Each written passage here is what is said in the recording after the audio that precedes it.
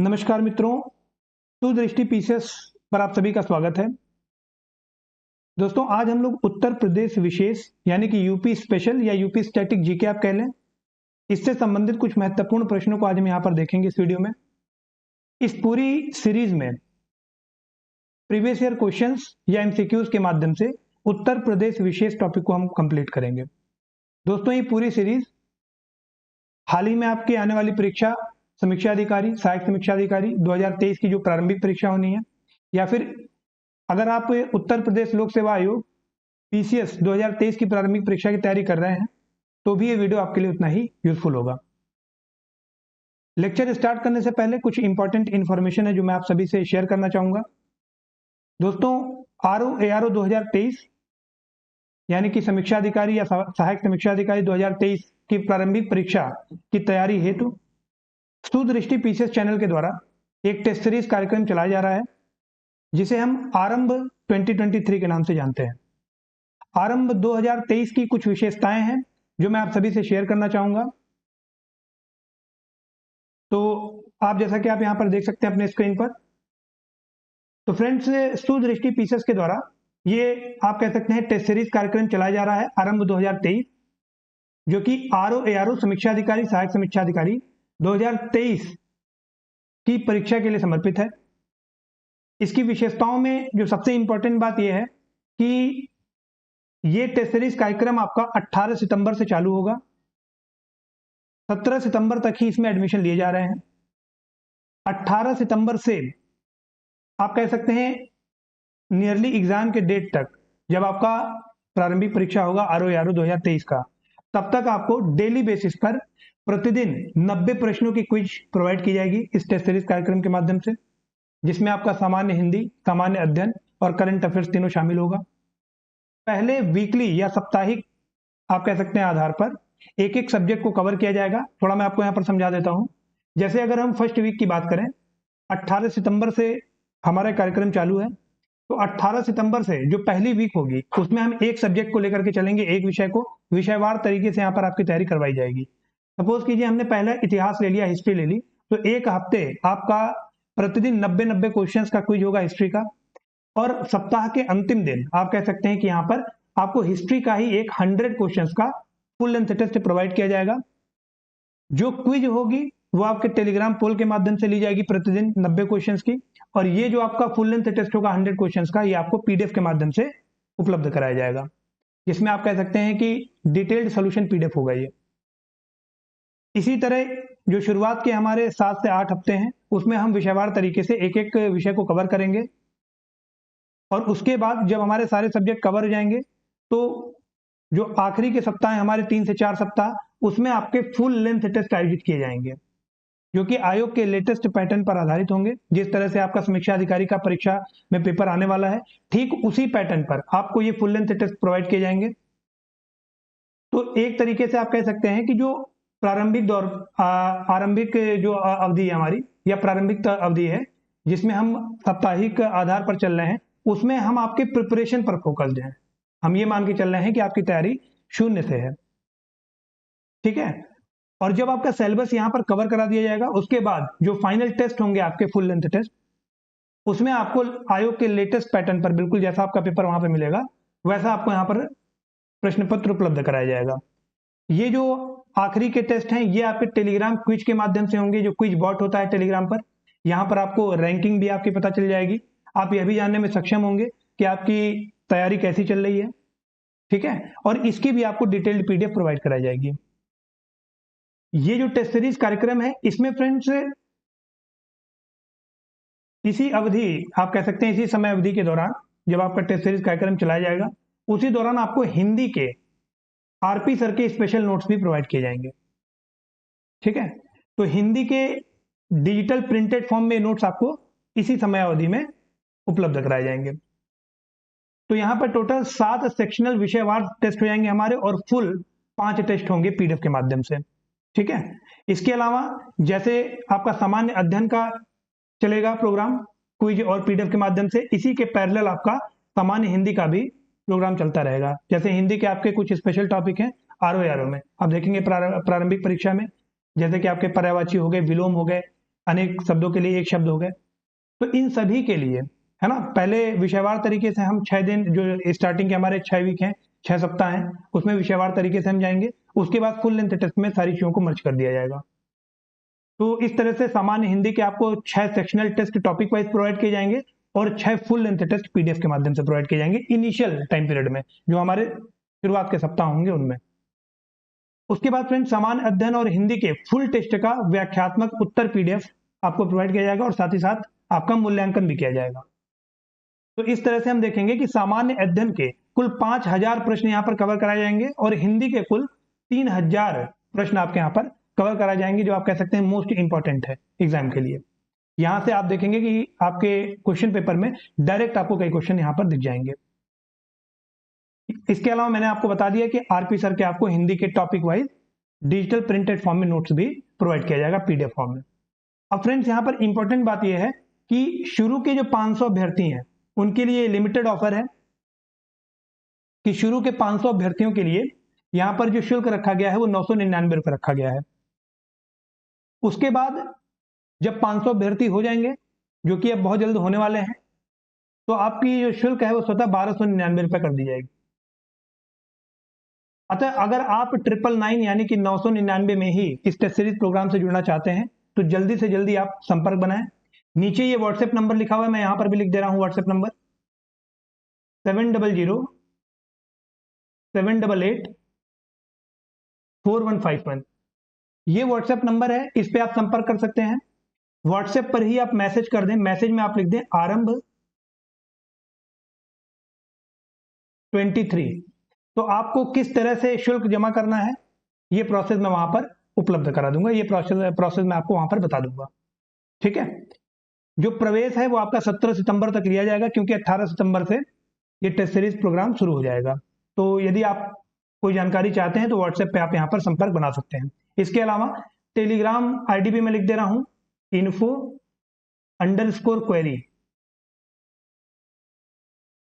info_query। इस Telegram number पर भी आप, अकाउंट पर भी संपर्क बना सकते हैं। हालांकि मैं रिकमेंड करूंगा कि टेलीग्राम पे ना करके संपर्क आप व्हाट्सएप पर ही संपर्क करें। ये व्हाट्सएप नंबर है 7007884151। ओके फ्रेंड्स, तो चलिए स्टार्ट करते हैं अब आज का अपना जो लेक्चर है। तो यहां पर मित्रों आप देखेंगे पहला जो प्रश्न है हमारा, तो सबसे पहले हम उत्तर प्रदेश से संबंधित जो ऐतिहासिक पृष्ठभूमि है, या फिर आप कह सकते हैं जो संयुक्त प्रांत की ऐतिहासिक पृष्ठभूमि है, उस पर आधारित जो प्रश्न है उसको हम देखेंगे। टॉपिक वाइज हम चल रहे हैं, तो आज हम कुछ आसान प्रश्नों के साथ अपनी यात्रा शुरू कर रहे हैं। इसके बाद जैसे जैसे हमारे लेक्चर्स आगे आते जाएंगे, जो प्रश्नों का स्तर है वो कुछ होता चला जाएगा, और ये सारे ही प्रश्न आपको ध्यान रखना होगा कि प्रीवियस ईयर में ऑलरेडी पूछे आ चुके हैं। तो यहाँ पर फ्रेंड्स पहला क्वेश्चन है हमारे पास कि देवबंद मूवमेंट यूपी में या यूनाइटेड प्रोविंस या संयुक्त प्रांत में देवबंद आंदोलन की शुरुआत किस वर्ष हुई थी?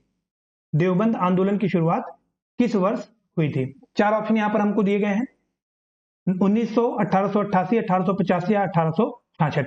अब मैं आपसे रिकमेंड करूंगा कि यदि आपको इसका उत्तर पहले से पता है तो आप कमेंट सेक्शन में कमेंट करके बताएं, जिससे कि आपका एक रिवीजन हो।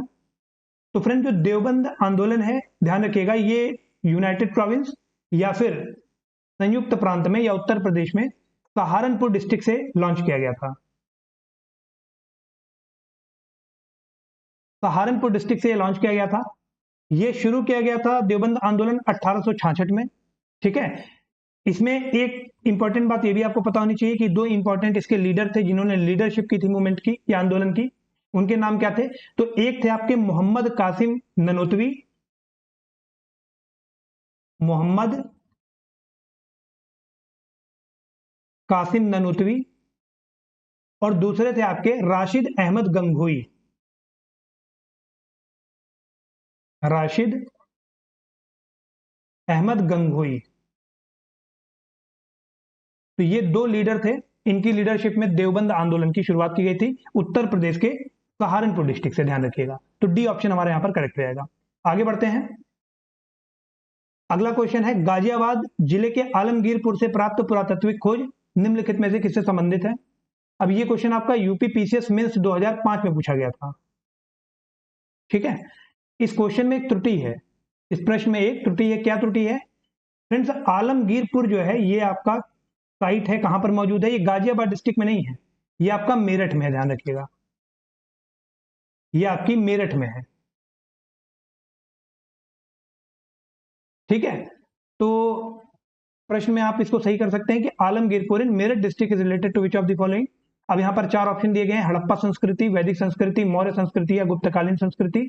तो फ्रेंड जो आलमगीरपुर साइट है जो कि मेरठ में मौजूद है, ये आपका संबंधित है हड़प्पा संस्कृति या सिंधु घाटी सभ्यता से, या इंडस वैली सिविलाइजेशन आप कह सकते हैं। तो ए ऑप्शन हमारा यहाँ पर बिल्कुल करेक्ट हो जाएगा। ठीक है, इसको आप सही कर लेंगे, ये मेरठ में मौजूद है। इसके अलावा आलमगीरपुर के बारे में और क्या इंपॉर्टेंट इंफॉर्मेशन है, तो हम कह सकते हैं कि जो आलमगीरपुर है ये किस नदी के किनारे बसा हुआ है, तो ये आपका हिंडन नदी के किनारे मौजूद है। हिंडन नदी अगर पूछा जाए किस नदी की सहायक नदी है, तो ये आपकी यमुना, ये आपकी यमुना की सहायक नदी है, ध्यान रखिएगा। इसके अलावा आलमगीरपुर जो साइट है या फिर आलमगीरपुर जो केंद्र है हड़प्पा संस्कृति का, इसकी खुदाई या उत्खनन किसके द्वारा करवाया गया था, तो ये भी इंपॉर्टेंट है। इसका उत्खनन करवाया गया था वाईडी शर्मा के द्वारा। अब वाईडी शर्मा का पूरा नाम क्या है, तो यज्ञदत्त शर्मा, यज्ञदत्त शर्मा के द्वारा इसका एक्सकवेशन कराया गया था। कब कराया गया था, तो 1958 में इसका एक्सकवेशन कराया गया था। तो इतनी इंफॉर्मेशन है जो हमारे लिए इंपॉर्टेंट है। अब ये क्वेश्चन ऑलरेडी आपका मेंस में पूछा चुका है, तो आगे जो उत्तर प्रदेश की प्रारंभिक परीक्षाएं हैं या फिर जो आपका आरओ की प्रारंभिक परीक्षा, उसके लिए क्वेश्चन बहुत ज्यादा महत्वपूर्ण है। अगला क्वेश्चन देखते हैं। अगला क्वेश्चन है, सिंधु घाटी सभ्यता से संबंधित निम्नलिखित कौन सा केंद्र उत्तर प्रदेश में स्थित है। आपसे पूछा जा रहा है, यहाँ पर 4 केंद्रों के नाम दिए गए हैं जो कि इंडस वैली सिविलाइजेशन या सिंधु घाटी सभ्यता से संबंध रखते हैं। अब पूछा जा रहा है कि इनमें से कौन उत्तर प्रदेश में स्थित है। कालीबंगा, लोथल, आलमगीरपुर और हुलास। आलमगीरपुर मैंने आपको पहले बता दिया कि ये उत्तर प्रदेश के सहारनपुर जिले में मौजूद है, सॉरी ये उत्तर प्रदेश के मेरठ जिले में मौजूद है। ठीक है, जो आलमगीरपुर साइट है। तो यहां पर हम देख सकते हैं कि जो कालीबंगा है फ्रेंड्स, कालीबंगा कहां पर मौजूद है, तो हम देखेंगे कि कालीबंगा हमारा मौजूद है राजस्थान में। कालीबंगा राजस्थान में किस नदी के किनारे है, तो आप कह सकते हैं घग्गर नदी के किनारे। घग्गर नदी के किनारे कालीबंगा मौजूद है। इसके अलावा अगर लोथल की हम बात करें, तो लोथल आपकी गुजरात में मौजूद है। गुजरात की एक इंडस वैली की साइट है या हड़प्पा संस्कृति का केंद्र है गुजरात में। और यह किस नदी के किनारे है, तो यह आपका भोगावा नदी के किनारे है। भोगावा रिवर जो है वो किसकी ट्रिब्यूटरी है, सहायक नदी है, तो यह आपकी साबरमती की सहायक नदी है। साबरमती की ये सहायक नदी है। ठीक है, तो इस तरह से हम कह सकते हैं फ्रेंड्स कि पहला और दूसरा तो हमारा आंसर में हो नहीं सकता, क्योंकि पूछा गया कि उत्तर प्रदेश में कौन सा स्थित है। तो एक तो आपका आलमगीरपुर हो जाएगा और एक आपका हुलास हो जाएगा। ध्यान रखिएगा, जो हुलास साइट है वो कहां पर है, तो ये भी आपका मेरठ में, सॉरी ये आपका सहारनपुर डिस्ट्रिक्ट में मौजूद है। हुलास जो है ये उत्तर प्रदेश में सहारनपुर डिस्ट्रिक्ट में मौजूद एक हड़प्पा संस्कृति का केंद्र है। तो 2 ऑप्शन यहां पर करेक्ट है, तीसरा और चौथा, इसलिए हम कह सकते हैं कि डी ऑप्शन यहां पर हमारा बिल्कुल करेक्ट हो जाएगा। आगे बढ़ते हैं। अगला क्वेश्चन है, Begum Samru built a very famous church in. Begum Samru ने सुप्रसिद्ध चर्च का निर्माण कहां पर करवाया था। थोड़ा आपको यह पता होना चाहिए कि बेगम समरू जो है ये कौन है। तो दोस्तों बेगम समरू जो है ये आपकी वॉल्टर रेनहार्ड सोम्ब्रे की ये पत्नी है। वॉल्टर रेनहार्ड सोम्ब्रे जो थे, ये सोम्ब्रे जो है इसी को बाद में प्रोनाउंस किया जाने लगा समरू, ध्यान रखिएगा। तो जो वॉल्टर रेनहार्ड सोम्ब्रे थे ये आपके ब्रिटिश मिलिट्री ऑफिशियल थे, ध्यान रखिएगा, ब्रिटिश मिलिट्री में ये अधिकारी थे वॉल्टर रेनहार्ड सोम्ब्रे। इनके बारे में एक महत्वपूर्ण तथ्य है जो आपको याद होना चाहिए कि वॉल्टर रेनहार्ड सोम्ब्रे ने बंगाल के नवाब की मदद की थी जो रोहिला सरदार थे उनको सप्रेस करने में। रोहिला सरदार था उस वक्त आपका जबीता खान, और बंगाल के नवाब थे उतने टाइम पर आप कह सकते हैं नजफ खान।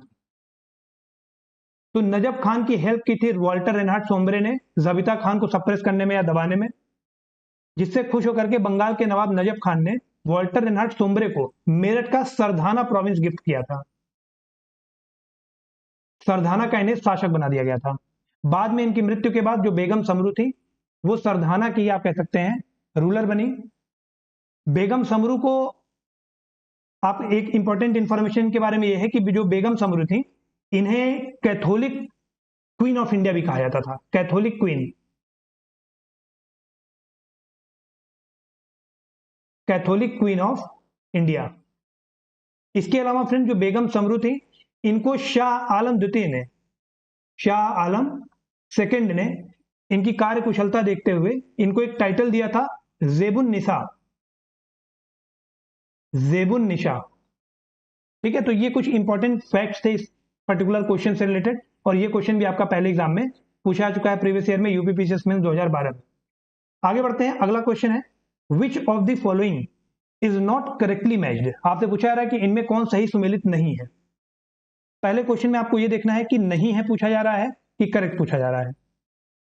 तो यहां पर सुमेलित नहीं है ये पूछा जा रहा है। अब जो जोश थे, आपने सुना होगा, ये एक तरफ पोएट के नाम दिए गए हैं, एक तरफ जगह के नाम दिए गए हैं जहां से वो संबंधित है। तो जो जोश मलिहाबादी आपने सुना होगा, जोश मलिहाबादी कहा जाता है, ये शायर इंकलाब के भी नाम से जाने जाते हैं, शायर इंकलाब जोश मलिहाबादी। तो पहला तो हमारा बिल्कुल करेक्टली मैच्ड है। ठीक है, ये पाकिस्तानी पोएट थे। इसके बाद रघुपति सहाय फिराक, जो दूसरा हमारा यहाँ पर पॉइंट दिया गया है ऑप्शन, तो रघुपति सहाय फिराक जो थे, ध्यान रखिएगा, ये कानपुर के नहीं थे, ये आपके गोरखपुर के थे। रघुपति सहाय फिराक ये कानपुर के नहीं थे, ये गोरखपुर के थे। ठीक है, तो बी ऑप्शन हमारा सही सुमेलित नहीं है, तो यही हमारा उत्तर हो जाएगा। जिगर आपके मुरादाबाद के थे, और जिगर इनका पेन नेम था, असली नाम क्या था, अली सिकंदर। अली सिकंदर का पेन नेम था जिगर, जिगर मुरादाबादी कहा जाता है। ठीक है, ये आपके मुरादाबाद से बिलोंग करते थे, तो तीसरा भी हमारा सही सुमेलित है। और जो चाक बस्त थे, इनका नाम था ब्रिज नारायण चाक बस्त, ब्रिज नारायण चाक बस्त, जो कि लखनऊ से संबंधित थे। तो चौथा भी हमारा सही सुमेलित है। नहीं पूछा जा रहा था आपसे, इसलिए बी ऑप्शन हमारा यहां पर करेक्ट हो जाएगा। ठीक है, आगे बढ़ते हैं। अगला प्रश्न है हमारे पास, निम्नलिखित में से कौन सा जोड़ा सही सुमेलित नहीं है। फिर आपसे पूछा जा रहा है कि कौन सही सुमेलित नहीं है। अमीर खुसरो, अब एक तरफ आपके कुछ इंपॉर्टेंट पर्सनैलिटीज दी गई हैं, और दूसरी तरफ आपका लोकेशन दिया गया है कि वो किस जगह से संबंधित है। तो अमीर खुसरो का जन्म हुआ था फ्रेंड्स 1253 में। अमीर खुसरो का जन्म हुआ था 1253 में। कहां पर हुआ था, पतियाली जो गांव है वहां पर हुआ था। पतियाली गांव उस वक्त एटा में था। ठीक है, अब आज के टाइम पर अगर पतियाली की हम बात करें तो ये आपका कासगंज में है, पहले ये एटा में था। तो ए ऑप्शन हमारा बिल्कुल करेक्टली मैच्ड है, इसके बारे में हमें ज्यादा कुछ नहीं सोचना है। एक अमीर खुसरो से रिलेटेड एक और क्वेश्चन पूछा जाता है, तो ध्यान रखिएगा कि अमीर खुसरो जो थे, इनके समकालीन शासक कौन थे।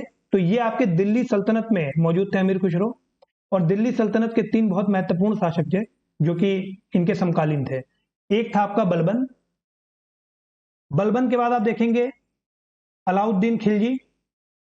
ठीक है, बलबन, जलालुद्दीन खिलजी और अलाउद्दीन खिलजी, ये 3 बहुत ही महत्वपूर्ण शासक थे जो कि इनके समकालीन थे, जो कि आपको पता होना चाहिए। इसके बाद फ्रेंड्स अगर मिर्जा गालिब की हम बात करें, तो मिर्जा गालिब आपके आगरा से संबंधित थे, जो कि बिल्कुल सही लिखा हुआ है, बी ऑप्शन भी हमारा करेक्ट है। जोश मलिहाबादी थे, अभी मैंने आपको बता दिया, सी ऑप्शन भी हमारा करेक्ट है। राम प्रसाद बिस्मिल, अब ये फ्रीडम फाइटर थे, ध्यान रखिएगा। ठीक है, और ये इलाहाबाद से संबंधित नहीं थे। राम प्रसाद बिस्मिल जो थे, ये कहां के थे, तो हम कह सकते हैं कि ये आपके शाहजहांपुर के थे। राम प्रसाद बिस्मिल का जन्म शाहजहांपुर में हुआ था 1897 में, शाहजहांपुर।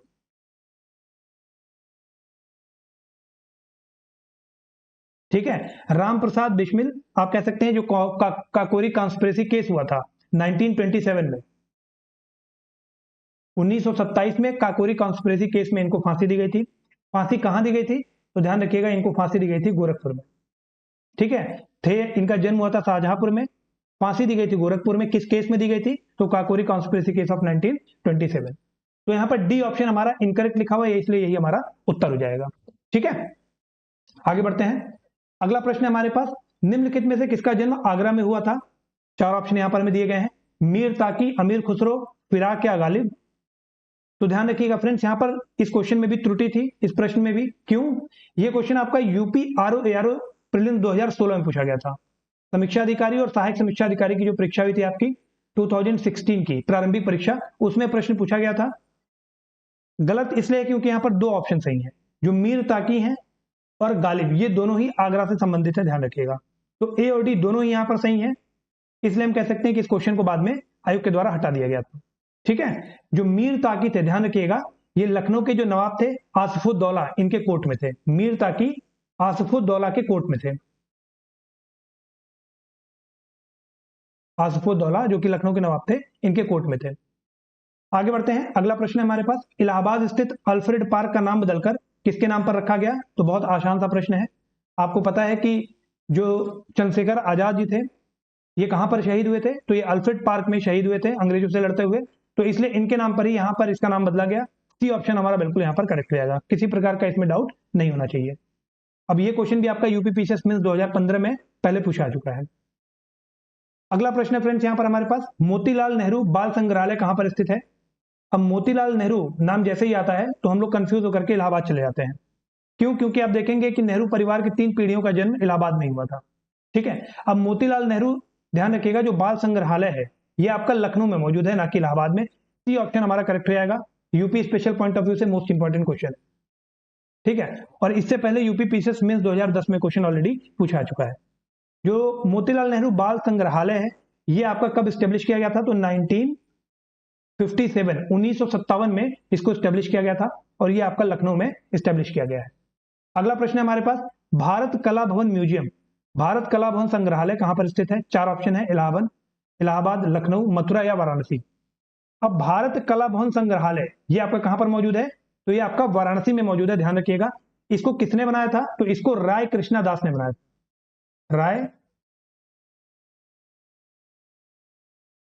राय कृष्णदास जी ने 1920 में इसकी स्थापना की थी। कहां पर? वाराणसी में की थी। ठीक है, आगे बढ़ते हैं। अगला प्रश्न है हमारे पास, इनमें से कौन सा पेयर सही सुमेलित नहीं है, आपसे पूछा जा रहा है। ठीक है, अब विंध्याचल जो है ये कहां पर मौजूद है? तो ये प्रश्न भी आपका यूपी पीसीएस मेंस में पहले पूछा जा चुका है। दोस्तों, विंध्याचल आपका मिर्जापुर में है, तो पहला हमारा बिल्कुल सही सुमेलित है। देवा शरीफ आप सभी को पता होगा, ये आपका बाराबंकी में मौजूद है। ठीक है, जो कि एक पिलग्रिमेज साइट भी है, आप कह सकते हैं मुस्लिम रिलीजन के लिए। हालांकि सभी रिलीजन्स मानते हैं और सभी लोग यहाँ पर घूमने जाते हैं। यदि आप कभी लखनऊ आते हो तो देवा शरीफ आप जा सकते हो, लखनऊ बॉर्डर पर ही मौजूद है। उसके बाद फ्रेंड्स, अगर हस्तिनापुर की हम बात करें तो ये मेरठ में मौजूद है, तो ये ऑप्शन भी हमारा सही सुमेलित है। श्रृंगवेरपुर फैजाबाद लिखा हुआ है, तो ये हमारा गलत लिखा हुआ है। क्यों? क्योंकि जो श्रृंगवेरपुर है ये आपका प्रयागराज में मौजूद है, ये आपका प्रयागराज में मौजूद है, ध्यान रखिएगा। तो डी ऑप्शन हमारा यहाँ पर करेक्ट हो जाएगा, क्योंकि ये यहाँ पर गलत लिखा हुआ था। आगे बढ़ते हैं, अगला प्रश्न है, महर्षि वाल्मीकि आश्रम कहां पर स्थित है? श्रावस्ती, बिठूर, कालपी या इनमें से कोई नहीं। तो ये प्रश्न भी आपका पहले पूछा चुका है यूपी पीसीएस प्रीलिम्स में। अब महर्षि वाल्मीकि आश्रम की अगर बात करें तो फ्रेंड्स, पौराणिक कथाओं के अनुसार जो वाल्मीकि आश्रम है वो आपका चित्रकूट में मौजूद है। लेकिन यहाँ पर जो ऑप्शन दिए गए हैं उनके अनुसार अगर हम महर्षि वाल्मीकि आश्रम की बात करें तो ये आपका बिठूर में मौजूद है, ध्यान रखिएगा। बी ऑप्शन यहां पर हमारा करेक्ट हो जाएगा। कानपुर से 21 किलोमीटर आप नॉर्थ ईस्ट में जाएंगे, नॉर्थ वेस्ट में जाएंगे तो आपको बिठूर मिलेगा, और वहीं पर आपका महर्षि वाल्मीकि आश्रम मौजूद है। तो यहां पर बी ऑप्शन हमारा करेक्ट हो जाएगा। आगे बढ़ते हैं, अगला प्रश्न है हमारे पास, द फेमस भारत माता टेम्पल इज लोकेटेड इन। अब प्रसिद्ध भारत माता मंदिर जो है कहां पर है? तो याद रखिएगा, भारत कला भवन संग्रहालय या भारत माता मंदिर, कुछ भी पूछा जाए तो ये आपका कहां पर मौजूद है? ये आपका वाराणसी में मौजूद है। बी ऑप्शन हमारा यहाँ पर करेक्ट हो जाएगा। अब प्रसिद्ध भारत माता मंदिर जो है ये ध्यान रखिएगा, जो काशी विद्यापीठ का कैंपस है, कैंपस में ये मौजूद है, काशी विद्यापीठ। इसमें एक इंपॉर्टेंट बात यह है कि इसका जो फाउंडेशन है वो किसने रखा था? तो इसका फाउंडेशन रखा था महात्मा गांधी जी ने। ठीक है, और इसकी स्थापना किसके द्वारा की गई या कंस्ट्रक्ट किसके द्वारा करवाया गया?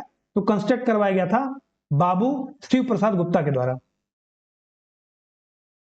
बाबू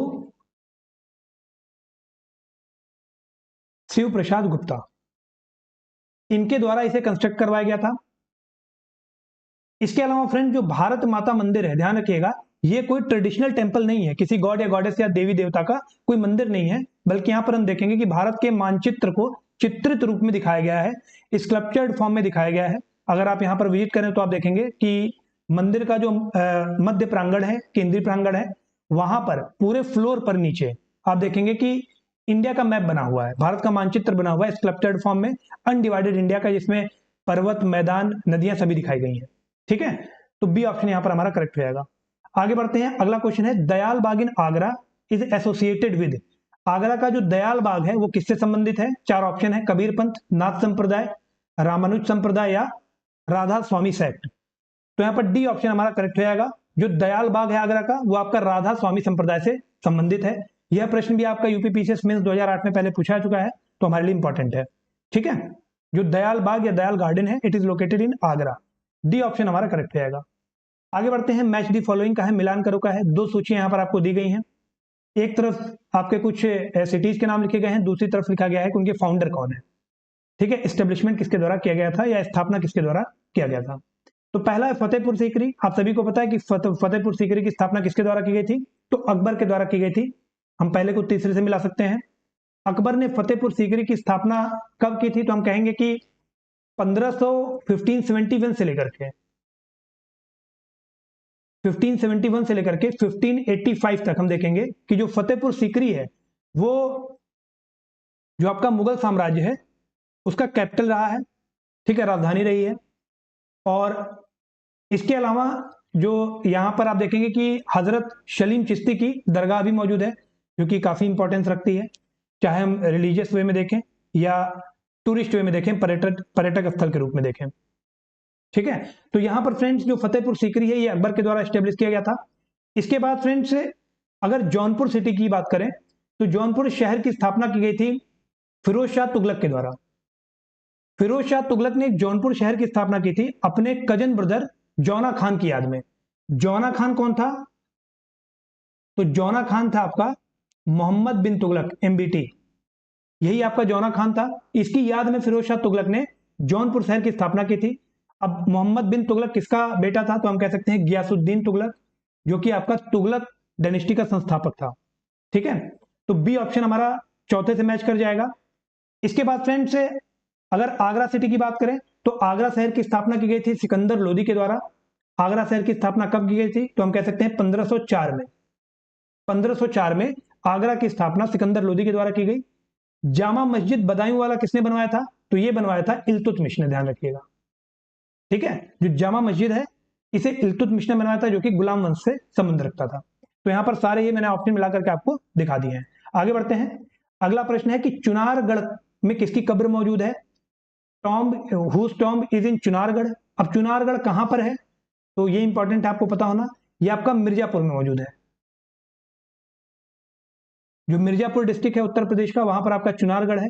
अब यहां पर किसकी कब्र मौजूद है, तो हम कह सकते हैं यहां पर भरथारी का मकबरा मौजूद है। कई जगह भरथरी लिखा रहता है और कई जगह भरथारी, तो भरथारी का मकबरा यहां पर मौजूद है। इसके अलावा आप देखेंगे कि मिर्जापुर में कुछ और अन्य पर्यटक स्थल है, जैसे सोनवा मंडप हो गया आपका। इसके बाद आप देखेंगे बावन खंबा। तो ये सभी यहां पर मौजूद हैं, टॉम्ब ऑफ भरथारी। आप यहां पर जाकर के घूम सकते हैं। ठीक है, तो बी ऑप्शन यहां पर हमारा करेक्ट हो जाएगा। आगे बढ़ते हैं। अब प्रश्न है यहां पर हमारे पास कि उत्तर प्रदेश की संस्कृति का एक ऐतिहासिक अतीत है, इसमें निम्नलिखित में से कौन शामिल है। बुद्ध, श्रीराम, नवाब या महाराज। अब देखिए यहां पर ये क्वेश्चन पूछा गया था यूपी पीसीएस मेंस 2017 में, और काफी लोगों ने इस क्वेश्चन को गलत किया था। अब यहां पर आयोग जो ये प्रश्न पूछ रहा है कि उत्तर प्रदेश की संस्कृति का एक ऐतिहासिक अतीत है, इसका मतलब क्या है कि आप देखें फ्रेंड, जो हिस्ट्री है हम इसको दो पार्ट में डिवाइड कर सकते हैं। एक आपका हो जाएगा प्री हिस्ट्री और एक आपका हो जाएगा हिस्ट्री। तो प्री हिस्टोरिकल पीरियड और हिस्टोरिकल पीरियड यहां हम कह सकते हैं प्राग ऐतिहासिक काल,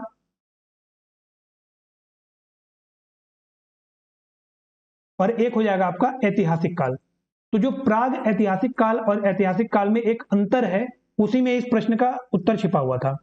अब प्राग ऐतिहासिक काल किसे कहते हैं, तो हम कह सकते हैं कि वह समय अवधि, इतिहास की वह समय अवधि जिसके एविडेंसेस हमें आर्कियोलॉजिकल जो एक्सकवेशंस होते हैं उनसे प्राप्त होते हैं। मतलब अगर हम पुरातात्विक खुदाई या अवशेषों के द्वारा किसी टाइम पीरियड के एविडेंसेस कलेक्ट करते हैं तो उसे प्राग ऐतिहासिक काल कहा जाता है।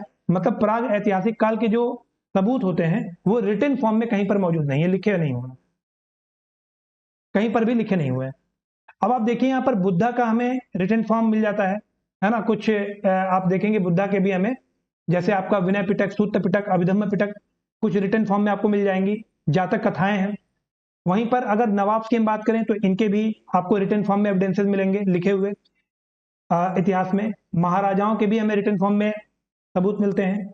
लेकिन जो श्री राम है इनके हमें आर्कियोलॉजिकल एविडेंसेस मिलते हैं, तो यही हमें यहाँ पर एलिमिनेट करना था, यही ऑप्शन। तो आप देखेंगे अगर दूसरा ऑप्शन हम हटा दें तो यहाँ पर हमें सी ऑप्शन मिल जाएगा, जो कि यहाँ पर बिल्कुल करेक्ट है इस क्वेश्चन के लिए। श्री राम जो थे ये आपके प्री हिस्टोरिकल पीरियड से संबंधित थे, प्राग ऐतिहासिक काल से। यहाँ पर ऐतिहासिक काल की बात कर रहा है, ऐतिहासिक अतीत की बात कर रहा है, इसलिए हमें श्री राम को यहाँ से इस ऑप्शन में से हटाना पड़ेगा। ठीक है, आगे बढ़ते हैं फ्रेंड्स। अगला प्रश्न हमारे पास सुमेलित करने का, सूची मिलाने का है। दो लिस्ट आपको यहाँ पर दी गई है, एक तरफ आपके कुछ जगहों के नाम लिखे गए हैं, दूसरी तरफ लिखा गया कि वह कहाँ पर स्थित है, डिस्ट्रिक्ट्स के नाम लिखे गए हैं, उत्तर प्रदेश के जिलों के नाम। तो जो कनक भवन है ये कहाँ पर है, तो ये आपका अयोध्या में है, ध्यान रखिएगा। उसके बाद कामतगिरी माउंटेन्स ये आपके चित्रकूट में है। कलिंजर का किला बहुत इंपॉर्टेंस रखता है, ये आपका बांदा में है। जो कलिंजर का किला है, अगर प्राचीन काल की हम बात करें तो उस टाइम पर ये जिजाग भुक्ती एम्पायर जो था उसके कंट्रोल में था। ठीक है, यहीं पर आप देखेंगे कि कलिंजर का जो किला है ये आपका बांदा में मौजूद है, और शेरशाह सूरी की जो मृत्यु हुई थी वो भी यहीं पर हुई थी। किले पर उसने तोप से गोला फेंका और गोला जो था वापस शेरशाह सूरी के पास आकर के गिर गया, जिसके कारण इस एक्सीडेंट में उसकी मृत्यु हो गई। तो कुछ ऐतिहासिक भी महत्व है और आप देखेंगे स्ट्रेटेजिक इंपॉर्टेंस भी कलिंजर के किले का है। देवा शरीफ जो है ये आपका बाराबंकी में, इसकी बात हम लोगों ने पहले कर ली। ठीक है, तो यहां पर मैंने मिला करके आपको दिखा दिया है। यूपी पीसीएस मेंस 2008 में क्वेश्चन ऑलरेडी पूछा चुका है। आगे बढ़ते हैं, अगला प्रश्न है हमारे पास, यहां पर भी आपको मिलान करना है। अब जो 84 गुंबद है ये कहां पर मौजूद है, तो 84 गुंबद ध्यान रखिएगा ये आपका जालौन में है। जामा मस्जिद जो है ये आपकी मुरादाबाद में मौजूद है। बुद्धा का जो स्टैच्यू है ये आपका कुशीनगर में है, और कामतगिरी माउंटेन्स आपके चित्रकूट में है। ठीक है, यूपी आरओ स्पेशल प्रीलिम्स 2010 समीक्षा अधिकारी अथवा सहायक समीक्षा अधिकारी की जो 2010 की प्रारंभिक परीक्षा हुई थी उसमें प्रश्न ऑलरेडी पूछा चुका है, फिर से रिपीट हो सकता है, तो आपके लिए इंपॉर्टेंट है। आगे बढ़ते हैं, अगला प्रश्न है हमारे पास यहाँ पर, उत्तर प्रदेश में लोकायुक्त के कार्यालय का कार्यकाल कितना होता है। अब फ्रेंड्स जो उत्तर प्रदेश लोकायुक्त एक्ट था ये आपका आया था 1975 में, 1975 में। उस एक्ट के माध्यम से अगर हम देखें 1975 के, तो यहां पर जो लोकायुक्त का कार्यालय था ये आपका 6 वर्ष का था। लेकिन ध्यान रखिएगा बाद में इस एक्ट में एक अमेंडमेंट हुआ सन 2012 में, और ये जो कार्यकाल था 6 वर्ष का इसको बढ़ा करके 8 वर्ष कर दिया गया। तो इसलिए डी ऑप्शन यहां पर हमारा करेक्ट हो जाएगा। और यह प्रश्न भी आपका समीक्षा अधिकारी सहायक समीक्षा अधिकारी की 2017 की प्रारंभिक परीक्षा में पूछा चुका है। ठीक है, आगे बढ़ते हैं फ्रेंड्स। अब ध्यान रखिएगा जो लोकायुक्त होते हैं वो अपना रिजिग्नेशन या अपना इस्तीफा किसे दे सकते हैं, तो हम कह सकते हैं गवर्नर को।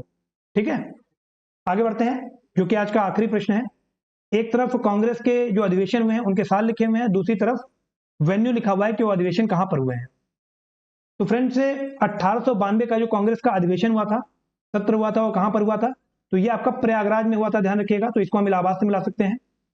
1892 का जो सत्र था इसकी अध्यक्षता किसने की थी, तो ये की थी डब्ल्यू.सी. बनर्जी ने, डब्ल्यू.सी. बनर्जी या फिर भूमेश चंद्र बनर्जी ने। 1905 बहुत ही इंपॉर्टेंट ईयर है, इससे संबंधित सभी जानकारी आपको पता होनी चाहिए। तो 1905 का जो सत्र था, बंग भंग के साल वाला जो सत्र था कांग्रेस का, ये आपका कहां पर हुआ था, तो ये आपका हुआ था वाराणसी में। और इसकी अध्यक्षता किसने की थी, तो अध्यक्षता की थी गोपाल कृष्ण गोखले जी ने। 1936 का जो सेशन हुआ था फ्रेंड्स ये हुआ था आपका लखनऊ में कांग्रेस का, और इसकी अध्यक्षता की थी पंडित जवाहरलाल नेहरू ने, जेएल नेहरू ने। 1946 का जो सेशन हुआ था ये आपका हुआ था मेरठ में, और इसकी अध्यक्षता की थी जेबी कृपलानी ने, ध्यान रखिएगा जेबी कृपलानी ने। ठीक है, तो फ्रेंड्स ये क्वेश्चन भी आपका यूपी पीसीएस मेंस 2006 में इससे पहले पूछा चुका है, आगे भी हमारे लिए इंपॉर्टेंट है। ओके फ्रेंड्स, तो एक बार मैं फिर से आपको बताना चाहूंगा कि यदि आप आरंभ 23 टेस्ट सीरीज प्रोग्राम से जुड़ना चाहते हैं तो इस नंबर पे आप संपर्क करें 7007884151। इस नंबर पे आप व्हाट्सएप पे मैसेज कर सकते हैं आरंभ 23 लिख करके। वांछित शुल्क जमा करने के बाद, जो कि शुरुआत के 500 अभ्यर्थियों के लिए 999 रुपए है, 500 अभ्यर्थियों के बाद ये शुल्क 1299 कर दिया जाएगा। तो यदि आप 999 में ज्वाइन करना चाहते हैं तो आप जल्द से जल्द यहां पर मैसेज करें 7007884151। इस व्हाट्सएप नंबर पे आप आरंभ 23 लिख करके एक मैसेज कर दें। पेमेंट किस तरह से करना है, क्या प्रोसेस है, वहां पर मैं आपको सारी डिटेल शेयर कर दूंगा। ओके फ्रेंड्स, तो thank you so much for participating in this session. जल्दी मिलेंगे अपने अगले सेशन में। Thank you so much.